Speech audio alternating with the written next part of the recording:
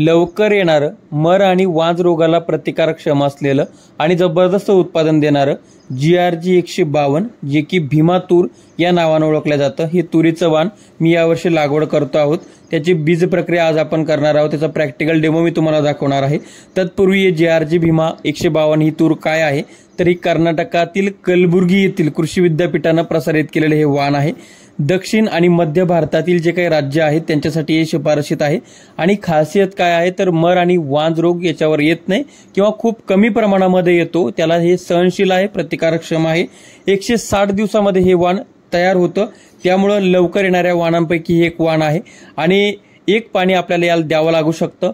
मध्यम आकाराच्या जमिनीमध्ये आपण त्याला लागवड करू शकतो। सामान्य शेतकऱ्याचे हे वाण आहे।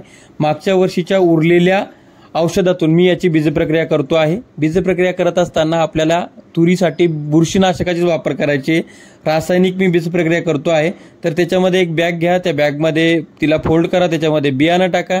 बियाणं टाकल्यानंतर जे आपलं उरलेलं बुरशीनाशक आहे ते मी त्याच्यामध्ये टाकतोय।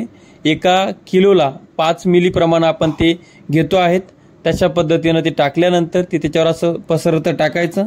त्यानंतर फोल्ड केलेली बॅग सरळ करायची, सरळ केल्यानंतर तिला वर खाली करायचं, त्याला हलवून घ्यायचं, जेणेकरून काय होईल की ते औषध त्या बियाण्याला समांतर पद्धतीने लागेल आणि समांतर बीज प्रक्रिया होईल आणि तसं झाल्यानंतर ते औषध जमिनीवर आपलं ताडपत्रीवर टाकायचं आहे आणि अर्धा तास त्याला सावलीमध्ये सुकू द्यायचं आहे। अशा पद्धतीने पाण्याचा वापर न करता तुरीची बीज प्रक्रिया झालेली आहे। आता तुरीला कीटकनाशकाची गरज नसते बीज प्रक्रिया करण्यासाठी, बुरशीनाशकाचीच करावं लागते। त्यामुळे आपण बुरशीनाशकाची एक तर रासायनिक किंवा जैविक करावी।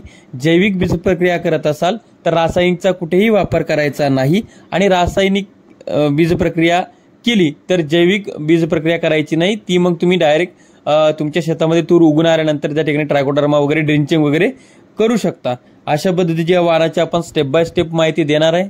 त्याकरता आता पेरणी झाल्यानंतर आणि स्टेजेसनुसार माहिती देणार आहे। त्याकरता चॅनल सबस्क्राईब करा, साईडला बेल आयकॉन दाबा। तुर्तास थांबतो, आपली रजा घेतो, आपला ज्ञानेश्वर खरात पाटील। धन्यवाद।